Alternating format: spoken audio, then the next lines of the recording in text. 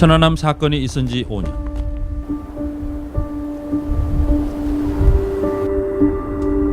(46) 명이나 되는 장병이 희생된 이 사건의 진실은 무엇인가? 사건 직후 정부는 합동조사단을 구성해 조사를 시작했고 어뢰 추진체를 건진 뒤 북한의 소행이라고 선언했습니다. 국민 여러분, 천안함은 북한의 기습적인 어뢰 공격에 의해 침몰되었습니다. 그러나 조사 과정에서 불거진 여러 의혹들은 정부의 발표에 대한 심각한 의문을 만들어냈습니다. 그럼에도 보수 진영은 걸핏하면 천안함 사건을 사상 검증의 수단으로 삼아왔습니다. 박원순 후보는 천안함 북침이 북한의 소행이라고 믿습니까? 안 믿습니까? 네, 저는 천안함이 북한의 소행이라고 믿는 사람입니다. 천안함 폭침의 주범이 누구입니까? 북한입니다. 국민은 어떨까요? 정부의 조사 결과가 신뢰를 하시는 건가요? 그럼 할 수밖에 없죠. 그러니까 정부를 안 믿으면 우리가 대한민국에 살 필요가 없죠. 살 수가 없고. 그렇죠. 저는 좀 그걸 그냥 좀 반신반의했거든요. 그거를 이렇게 빨리 안 하고 천천히 이게 하나하나 사건들을 규명해 나갔어도 되는데, 그러니까 제가 봤을 때 사람들이 별로 믿지 못하고. 뉴스타파는 리얼미터에 의뢰해 500명에게 물어봤습니다. 천안함 사건에 대한 정부 조사 결과에 대해 신뢰하느냐는 질문에 대해서 47.2%가 전혀 신뢰하지 않거나 신뢰하지 않는 편이라고 답했습니다. 매우 신뢰하거나 신뢰하는 편이라고 답한 국민은 39.2%였어 불신하는 비율이 더 높은 것으로 나타났습니다. 여러분 안녕하십니까? 99% 시민들의 독립언론 뉴스타파입니다. 천안함 사건이 난 지 벌써 5년이 흘렀습니다. 지금쯤이면 이 비극적인 사건의 원인이 무엇인지 국민적인 공감이 이루어져 있는 것이 당연한데, 실제로는 방금 보셨다시피 정부의 발표를 믿는 국민보다 믿지 못하는 국민들이 더 많은 실정입니다. 뉴스타파는 5주기를 맞아서 천안함 사건의 조사 결과에 어떤 문제가 있는지, 또 어떤 부분을 공감할 수 있는지 광범위하게 취재했습니다. 먼저 천안함 사건에서 북한의 소행임을 지목한 어뢰 추진체를 둘러싼 의문에 대해서 시민보 기자가 보도합니다. 천안함 침몰 52일 만인 2010년 5월 15일 이른바 폭발 원점 부근에서 어뢰 추진체가 발견됐습니다.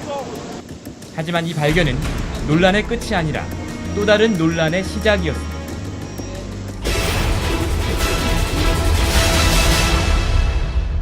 첫 번째로 제기된 것은 어뢰의 부식 상태에 대한 의문이었습니다. 바다 속이라고는 해도 겨우 50일 만에 이 정도로 부식이 진행될 수 있냐는 겁니다. 합조단은 함체와 어뢰의 부식 상태가 서로 비슷한 것으로 확인된 만큼 가능한 것으로 결론 내렸다고 밝혔습니다. 이 부식이 되어 있는 정도가 함수에서 철에서 부식이 되는 정도하고 비슷합니다. 함수는 약 한 달 동안 해져 있었고 이것은 약 한 달 반 동안 해져 있어서 이 강철의 부식 정도가 비슷하게 나타납니다. 그러나 유관 검사만으로 결론을 내릴 수 있냐는 비판이 나오자 합조단은 정밀 분석을 통해 정확한 부식 기간을 판정할 계획이라고 밝혔습니다. 그러나 5년이 다 돼가는 지금까지 정밀 분석의 결과는 공개되지 않았습니다. 어떤 검사를 통해 결론을 내렸는지 당시 분석에 참여한 전문가를 찾아가 물어봤습니다. 뉴스타파의 시민분들 이메일 보내드렸는데 혹시 못 받으세요? 제가 할 얘기 물어봅니다. 근데 저는 이제 개인적으로 그 부분이 충분히 그 한 달 반인가요? 네. 당시 40일 정도의 소요를 하면 나타날 수 있는 육안으로 봤을 때. 똑같은 알루미늄 시평 같은 거를 대략 그 소라남이 그 뻘에 있는 그 상황을 재현할 수 있는 물론 가속 시험을 해야 되지만 그에 따라서 그렇게 실제 부식이 될 거냐 안 될 거냐. 유관 검사와 가속화 실험 등의 방법을 통해 어뢰 추진체의 부식 기간이 50일 정도라는 결론을 내렸다는 겁니다. 가속화 실험은 염분의 농도를 높이거나 온도를 올리는 등 실제보다 더 부식에 유리한 조건을 만들어 시료를 빠르게 부식시키는 조사 방법입니다. 이 정도로 결론을 내리기에 충분한 것일까? 부식 전문가에게 물었습니다. 짧은 시간 내에 장기간의 결과를 알고자 할 때 시도하는 방법이 가속화 실험입니다. 정말 어쩔 수 없을 경우에는 가속화 실험을 해서 이게 정답일지 아닐지는 몰라도 이런 경향을 보이더라 하는 정도지 정확한 수치를 알아내기는 쉽지 않습니다. 그래서 가능하면 실제 상태에서 결과를 얻고자 하고 실험 기간이 50일 정도로 짧을 때는 추정치에 불과한 가속화 실험보다는 같은 조건의 바다에서 같은 금속으로 실험해보는 실제 부식 실험을 해야 한다는 얘기입니다. 이런 부식 실험을 했는지 여부를 확인하기 위해 당시 조사를 총괄했던 국립과학수사연구원에 자료 공개를 요청했습니다. 그 전문을 드리고 안 드리고 그 관계는 국방부마다 정관이 정해놓은 근데 다른 사람이 달라해서 줄 수는 없거든요. 모든 게 다 그렇지. 어떤 검사를 했는지조차도 말씀을 안 해주신다는 건 저희가 보기엔 너무 이상한 거죠. 붙여야 될 것 같은데요. 아무리 간단한 거라도. 그러나 국방부 역시 천안함과 관련된 소송이 진행 중이라는 이유로 자료 공개를 거부했습니다. 국방부에서 국과수에 전화 한 통만 해주시면 끝나는 일이에요. 근데 이제 그런 그게 이제 그러니까 네. 저희가 이제 그 권한이 어떻게 보면 지금 이쪽으로 넘어가 있는데 저희가 임의로 그걸 뭐 주라 말아 할 수 있는 사안이 말씀드렸지만 아니잖아요. 국과수에서는 국방부의 허락이 있으면 줄 수 있다고 했다니까요. 국방부 입장은 지금 이게 재판이 진행이 안 되면 결정 권한이 우리가 있을 수 있는데 네. 재판이 진행 중이기 때문에 이제 그것은 그런데 취재진은 당시 분석에 참여했던 또 다른 전문가로부터 솔직한 얘기를 들을 수 있었습니다. 부식 실험을 하지 않았다는 겁니다. 제일 쉬운 게 뭐였었냐면 그 당시에 알레닌 똑같은 재질을 가지고 갔다가 그때 뭐 그때 일이 있었어요. 그때 제 기억에 그걸 거기다 묻어놓는 겁니다. 한 달간 동안 같이 묻어서 딱 보면서 될 거 아니에요. 근데 그걸 못했나요? 왜? 그건 저도 모르죠.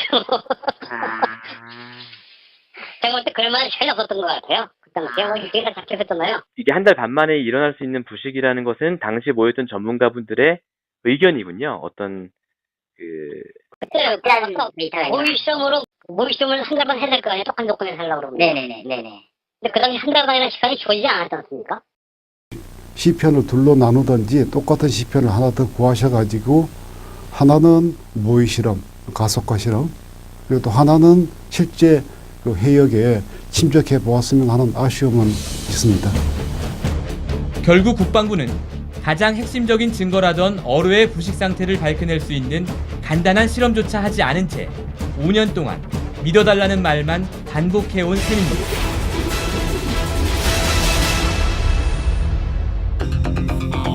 끝나지 않은 논란은 또 있습니다.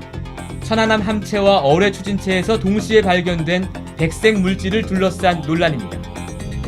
합조단은 이 물질이 수중 폭발의 과정에서 생겨난 폭발제인 비결정질 알루미늄 산화물이라고 결론 내렸습니다. 수조에서 실시한 모의 폭발 실험에서도 똑같은 물질이 나왔다는 게 그 근거입니다.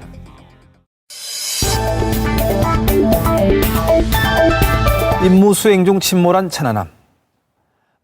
그러나 지난 2010년 10월 한겨레 신문과 KBS 추적 60분 팀의 의뢰로 이 물질을 분석한 안동대 정기영 교수는 다른 결론을 내놨습니다.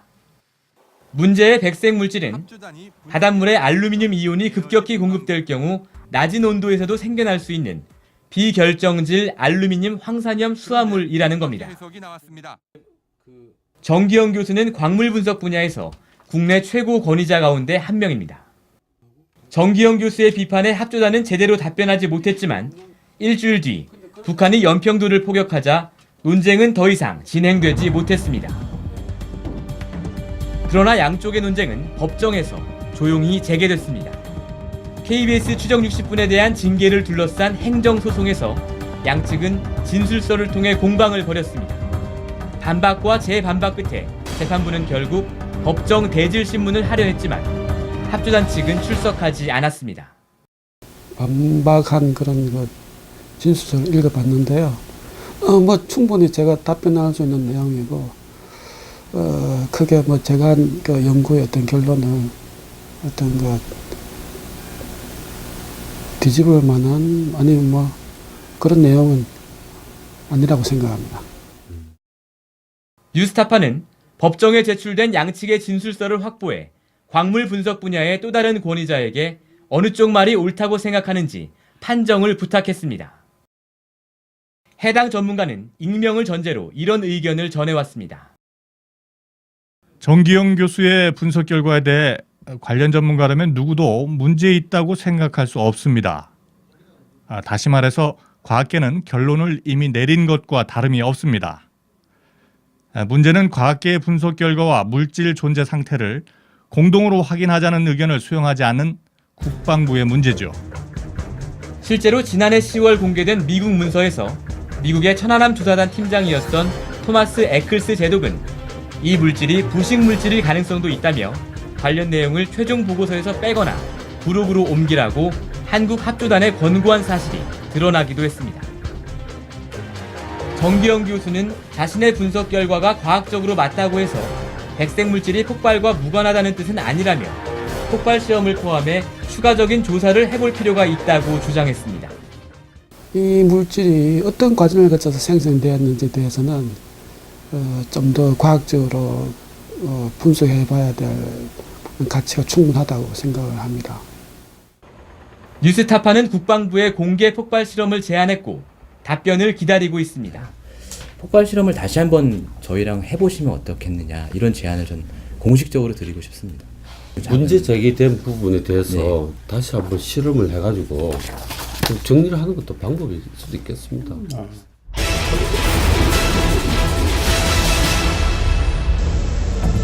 문제의 어뢰가 정말 북한이 만든 어뢰가 맞는지에 대해서도 여전히 논란이 남아 있습니다.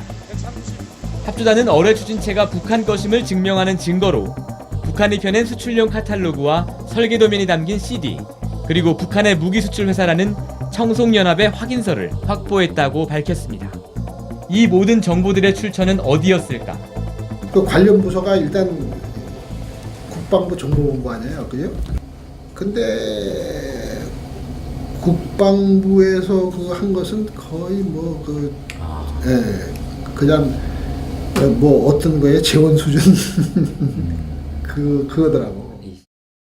국방부 정보본부가 갖고 있던 정보로는 북한 것인지 식별이 되지 않아 국정원에 도움을 요청하자 국정원이 곧바로 10여 건의 북한 어뢰 정보를 건네줬다고 합니다. 국정원은 그게 어디서 나온 거예요? 그러니까 이제 IOU는 전부 다 파견돼 있잖아요. 해외. 그렇지, 해외. 그러니까 거기서 이제 무기 수출하려고 보냈을 거 아니에요. 그러니까 거기서 이제 획득했겠지. 그럼 북한의 무기 수입국에서 그렇죠. 뭔가 어느 나라인지는 모르시나요? 어느 나라인지는 뭐 우리가 그것까지 걔들도 이제 그런 얘기를 안 하려고 그럴 때고 우리가 또 거기서 뭐 직접 받은 게 아니라 이제 거쳐가지고 받은 거니까. 당시 합조단의 최고위급 관계자조차 정보의 정확한 출처를 모르는 상황. 국정원의 정보가 정말 정확한 것인지를 누가 확인했는지도 의문입니다. 윤종성 전 단장은 5년이 지난 만큼 국민적 의혹을 해소하기 위해 이제는 어뢰 추진체에 대한 정보를 공개해야 한다고 주장했습니다. 이제 한 5주년이 됐기 때문에 관련 기관에서 이것을 공개함으로 인해 가지고 우리가 뭐 어떤 것도 비밀 유지, 뭐 해제 이런 기간이 있지 않습니까? 거기에 준해서 한번 공개하는 것도 바람직하다 이렇게 생각을 하고 있습니다. 천안함 사건의 핵심 증거라는 어뢰 추진체. 침몰된 천안함 근처에서 쌍끌이 어선에 의해 발견됐다는 사실을 제외하면 어뢰 추진체를 둘러싼 그 어떤 의혹도 아직 완전히 해소되지 않았습니다. 뉴스타파 심인보입니다. 합조단은 어뢰 추진체의 부식 상태를 제대로 조사하지 않고 충분한 조사도 없이 백색 물질들을 폭발해서 나온 것이라고 성급히 단정했습니다. 어뢰 추진체가 발견되기 전에는 어땠을까요? 뉴스타파는 합조단의 엉터리 데이터를 근거로 천안함 사건의 원인을 북한 어뢰로 지목한 것을 포착했습니다. 천안함 사건이 터진 뒤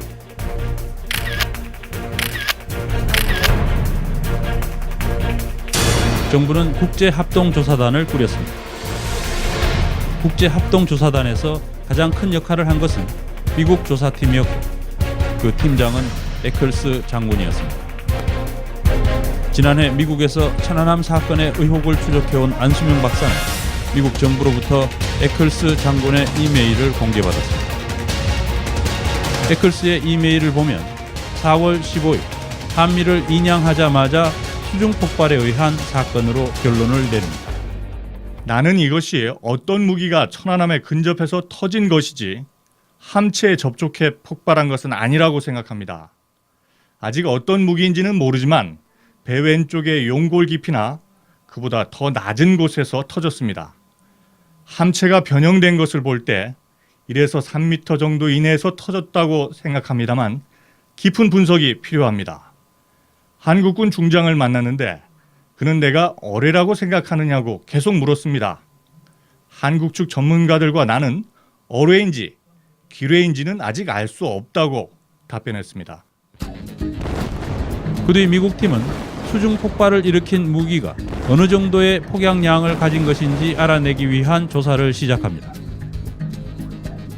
미국 팀이 활용한 단서는 버블주기 1.1초였습니다.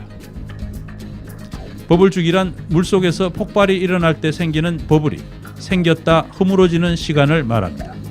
다른 조건이 같으면 폭발 에너지가 클수록 버블이 생겼다 허물어지는 버블 주기가 길어집니다.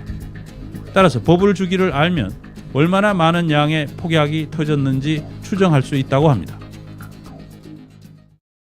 미국 팀은 물속에서 생긴 버블의 주기를 어떻게 알아냈을까?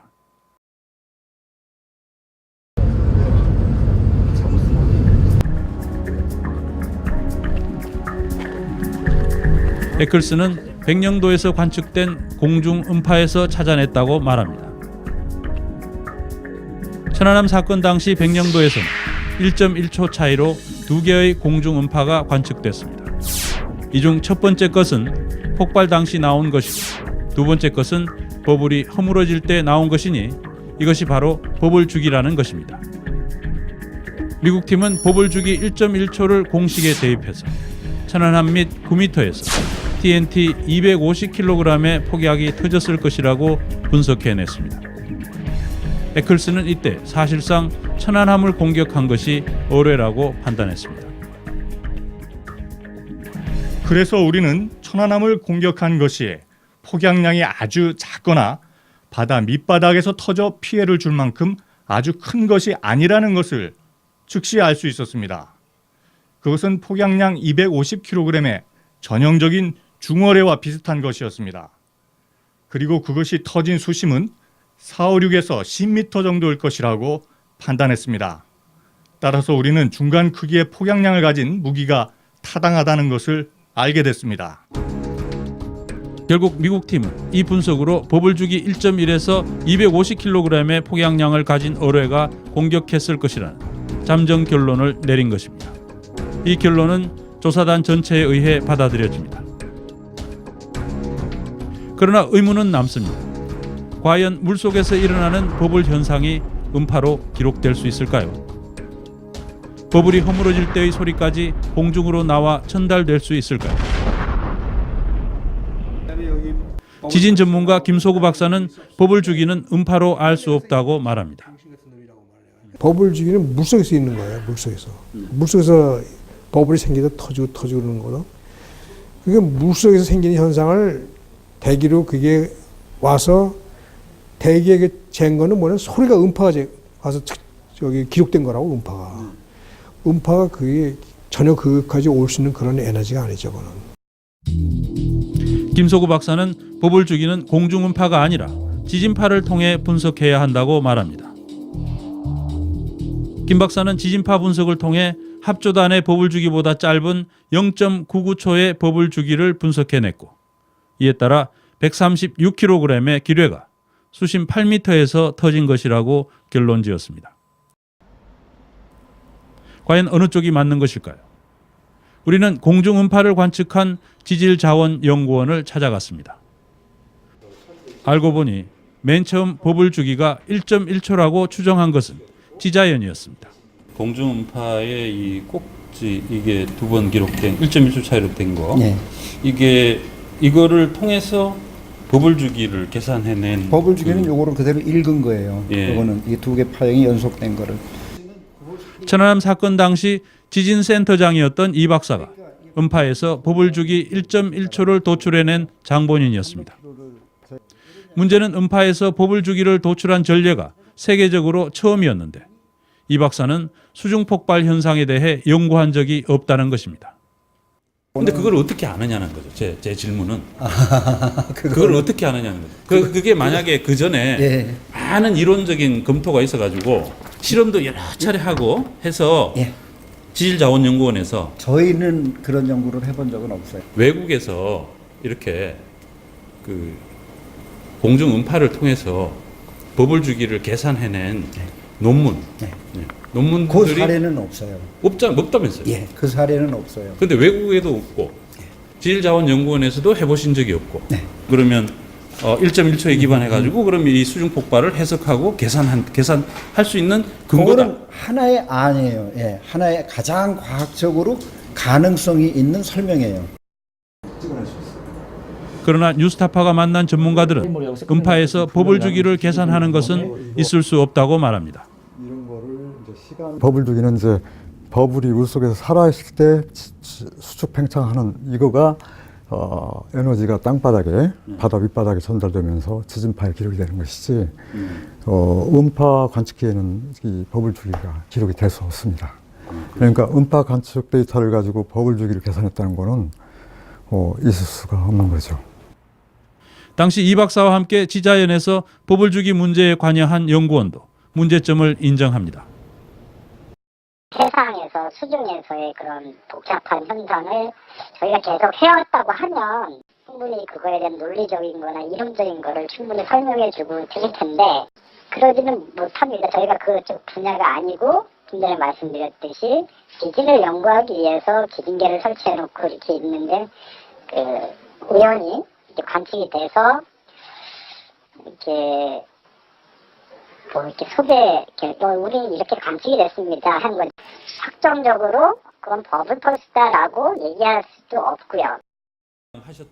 그러나 지자연은 이처럼 부족한 근거로 버블 주기 1.1과 폭발량 260kg을 통보합니다. 그래서 그걸 계산을 하셔가지고 합조단 쪽에 알려주신 건가요?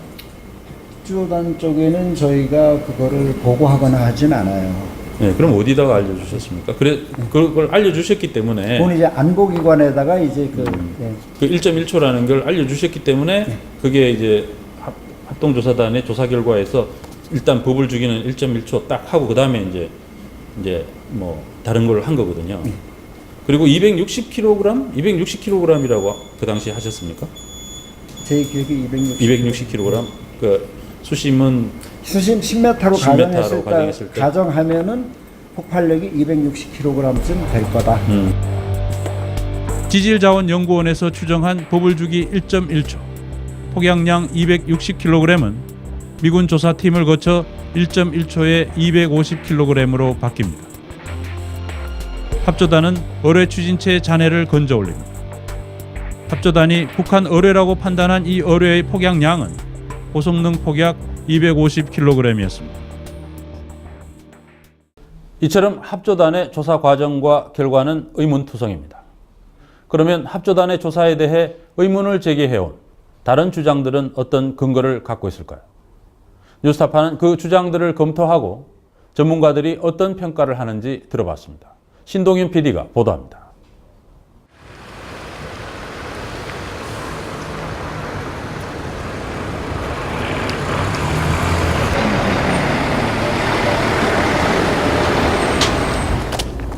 천안함 사건의 가장 중요한 증거는 인양된 천안함 그 자체입니다.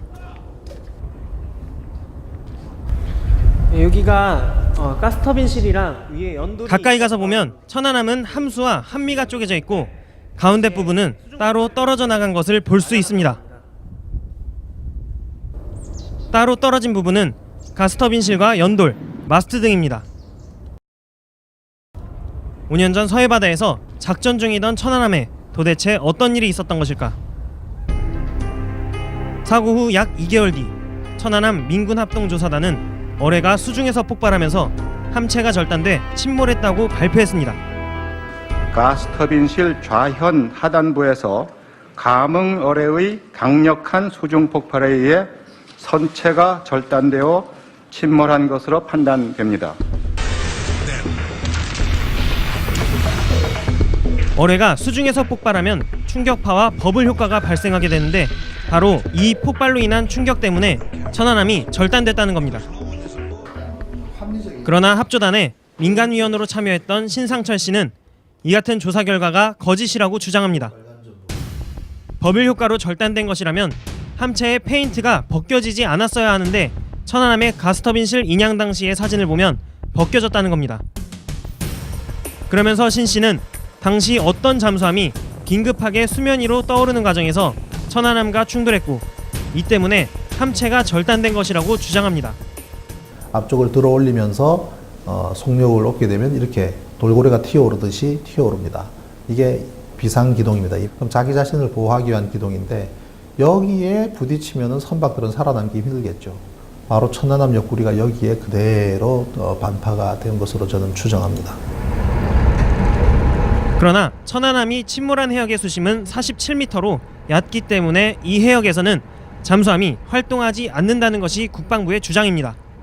뭐 수심이 뭐 수백 미터 돼가지고 밑에서 잠수함이 갑자기 부사하면서 확 박아서 그렇게 됐다면 모르겠지만 거기는 물 깊이가 얼마 안 돼가지고 잠수함이 물속에 들어갈 수가 있는 깊이가 아닙니다. 그래서 관련 분야 전문가들은 과연 어떻게 판단하고 있을까요? 뉴스타파는 5명의 전문가와 접촉할 수 있었는데 그중 2명은 답변을 피했고 3명은 함체의 파손 형태를 봤을 때 잠수함과의 충돌 가능성은 희박하다고 말했습니다. 뉴스타파는 그중 한국해양대학교의 이상갑 교수에게 이유를 들어봤습니다. 이 교수는 20년간 선박 충돌과 좌초, 폭발 등의 해난 사고가 났을 때 시뮬레이션을 통해 어떻게 선체가 파손되는지 연구해온 유체 구조 연성 해석 전문가입니다. 이상갑 교수 연구진은 2,700톤짜리 선박의 중간 부분을 4배가 큰 1,500톤짜리 선박이 약 26km의 속력, 80도의 예각으로 충돌했다는 조건으로 시뮬레이션을 했습니다. 자, 이거는 아무래도 충돌선이 크기 때문에 상당히 밀려나고 있다, 그죠? 그리고 요게 딱 중앙에, 웨이트 중앙에 무게 중심에 때린 게 아니고 약간 앞에 있기 때문에 이게 밀려서 나가면서 이렇게 회전하고 기울어지고 있습니다, 그죠? 구멍만 뚫리는 정도네요, 이거는. 그렇죠, 이 정도는. 왜냐하면 앞에 보여줬듯이 물에서 이게 가만히 고정되어 있는 것이 아니고 물에 밀려서 나가니까. 그러나 신상철 씨는 충돌 시 나타날 수 있는 경우의 수가 무수히 많아서 시뮬레이션만으로는 충돌이 아니라고 단정 지을 수 없다고 주장합니다. 그 말은 교통사고가 나면 차가 이렇게 찢어져야 된다고 말하는 거 똑같아요. 무슨 말이냐. 그 수많은 교통사고가 다 형태가 다릅니다. 찢어지는 형태도 다르고 손상 형태도 다 다릅니다. 선박의 충돌도 마찬가지예요. 그러나 수심 40m의 얕은 바다에서 잠수함이 솟구치는 힘으로 함체를 3조각 내는 충격을 줄 순 없다는 것이 이 교수의 입장입니다. 천안함은 고정되어 있는 것이 아니고 물에 지금 떠 있는 수상함이에요. 수상함일 경우에는 부딪히면 물에서 저항을 받기는 하지만 밀려서 나가거든요. 그러면 아무리 이쪽에 지금 현재 충돌하는 물체가 큰 속력을 가진 거대한 어떤 미사일이라고 하지 않으면 이런 식으로 해가지고 바단 형태가 이렇게 한 방향으로 쫙 일관되게 나갈 수는 없어요. 천안함 사건 희생자들에게 나타난 상처가 일반 폭발 사고 때 나타나는 유형과는 다르기 때문에 수중 폭발이 있었다고 보기 힘들다는 의견도 있었습니다. 폭발이 있었다면 고막이 터지거나 눈이 튀어나오는 등의 부상이 있어야 한다는 것입니다. 실제로 천안함 사건의 보고서는 부상자와 사망자들의 상처가 대부분 골절이거나 피부가 찢겨진 열창 등이라고 밝히고 있습니다. 그러나 취재진이 만난 법의학 전문가는 천안함이 버블제트 현상으로 침몰했다면 골절이나 피부가 찢어지는 부상이 생긴다고 말합니다. 폭발에 의해서 생긴 물이나 가스의 압력이 그 선체를 가격해서 강한 압력으로 부러뜨린다. 쉽게 얘기해서 부러뜨리는 현상이라고 알고 있습니다. 그렇다면 결국 철판, 배에 가해지는 힘은 아무튼 압력이 될 수 있지만 안에 있는 사람들한테는 전부 기계적인 힘만 작용이 되지 열이나 압력은 별로 전달되지 않을 것 같아요. 그래서 제 생각에는 지금 이분들의 그 다친 양상이나 또는 사망 원인이 될 만한 손상들이 전부 어떤 내부 구조 물체에 부딪힌 그런 거에 의한 손상 같다는 판단입니다. 부상 형태로만 보면 버블제트로 발생한 것인지 좌초나 충돌로 인한 것인지 구분하기 어렵다는 것입니다. 다친 현상이나 사망 원인으로 봐서는 좌초나 다른 물체와 부딪힌 거나 버블젯이나 구별할 수가 없죠. 네. 그렇군요. 천안함 사건의 또 다른 증거는 바로 공중음파와 지진파입니다. 천안함 침몰 당시 이곳에서 공중음파와 지진파가 관측됐습니다. 지금까지 지진파를 근거로 한 연구 논문들이 여러 건 나왔는데 특히 한국지진연구소장 김소구 박사는 지진파와 관련해 4편의 연구 논문들을 발표했습니다. 김 박사는 잠수함과 함체가 충돌할 때도 지진파가 관측될 가능성이 있다고 말합니다. 뭐 잠수함하고 충돌을 하면 어떻습니까? 잠수함하고 충돌해도 물론 이 지진파 같은 거 생길 수가 있어 이거는 말이야. 그러나 김 박사는 충돌이나 좌초로 인한 지진파는 멀리 떨어진 관측소까지는 뻗어나갈 수 없다고 말합니다. 이게 만약에 그 좌초나 충돌에 일어났다면 김포 같은 그런 관측소나 뭐 강화도 말이야 관측소에 뭐 사실 그렇게 그런 상태에서 지금 잡히기가 그렇게 쉽지 않습니다. 이게. 실제로 천안함 사고가 난 그 시점 백령도보다 훨씬 더 먼 곳에서도 공중음파와 지진파가 관측됐습니다. 강화도 쪽 기상청 관측소에서도 관측이 됐고요. 강화도에서도. 네. 공중음파는 백령도 쪽에만 감지가 된 건가요? 더 멀리 관측이 됐습니다. 그래요? 이슈가 이제 백령도만 다 꽂혀 있을 뿐이지 사실. 물론 백령도에서 가장 이제 거리가 가까운 편이니까 굉장히 선명하다고 할까요? 깨끗한 신호가 관측이 됐고 사실 그 강원도 고성까지도 관측이 됐고요. 음파가요? 뉴스타파는 5명의 지진파 전문가들에게 견해를 물어봤습니다. 그 결과 4명은 수중 폭발이 있었던 것 같다는 견해를 보였고 1명은 지진파만으로는 수중 폭발 여부를 알기 어렵고 다른 증거와 함께 고려해야 한다는 의견을 보였습니다. 뉴스타파 신동윤입니다.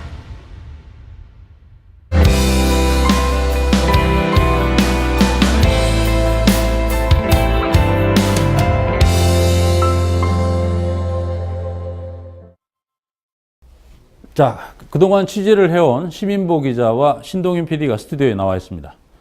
신동윤 PD한테 좀 물어볼게요.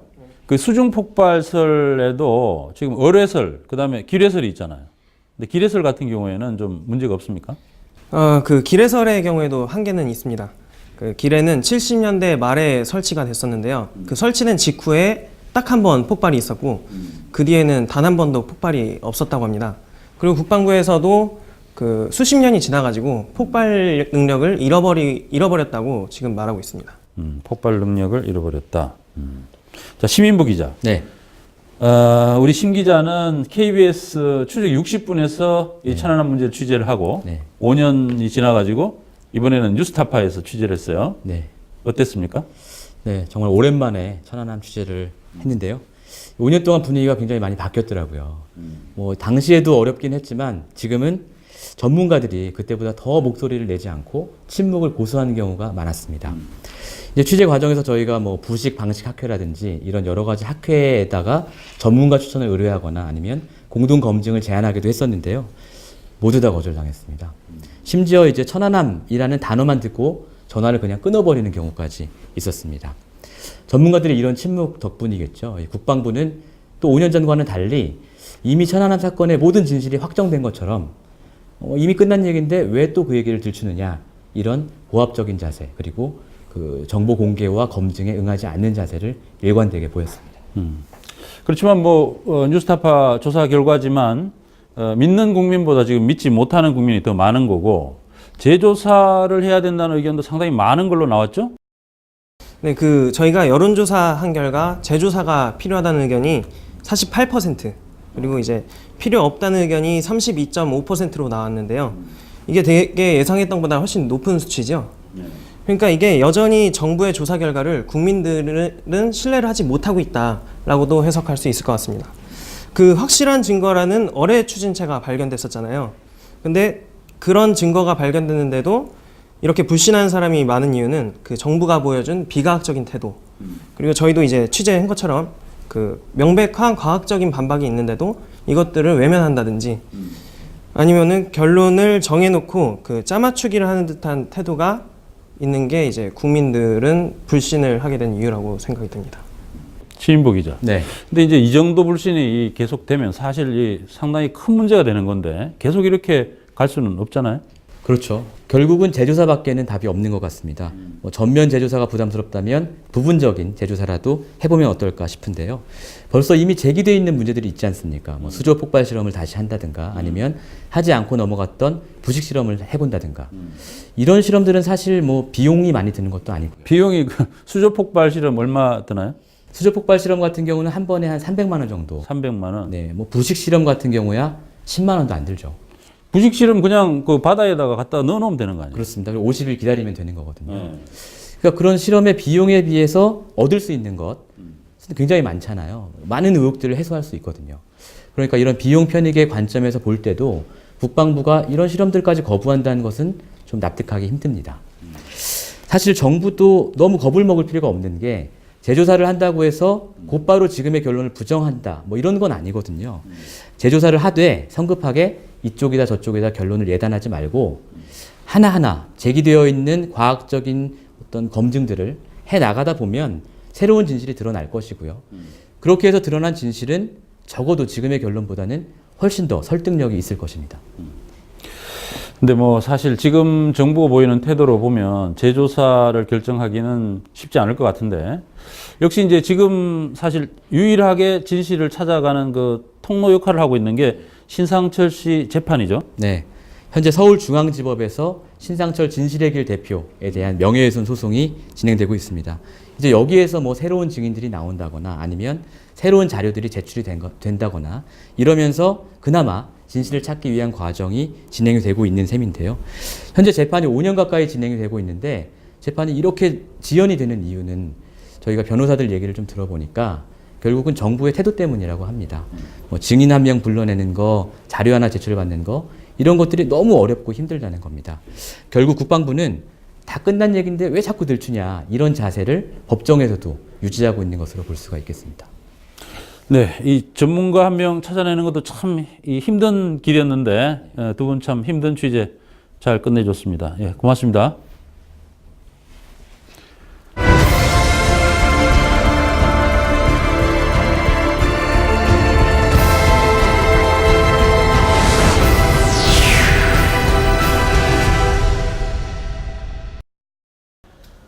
천안함 사건에 대한 정부 발표에 의문을 제기하면 정부는 일본 어뢰가 있는데도 못 믿는 이유가 뭐냐고 말합니다. 그러나 그 어뢰 추진체의 정체가 무엇인지 알기 위해서 반드시 해야 할 조사는 웬일인지 하지 않았습니다.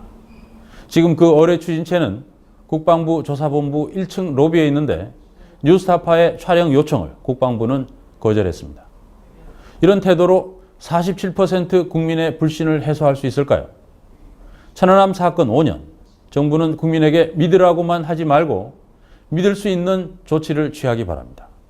오늘 뉴스타파 여기서 마치겠습니다. 감사합니다. 가까이 가서 보면 천안함은 함수와 한미가 쪼개져 있고 가운데 부분은 따로 떨어져 나간 것을 볼 수 있습니다.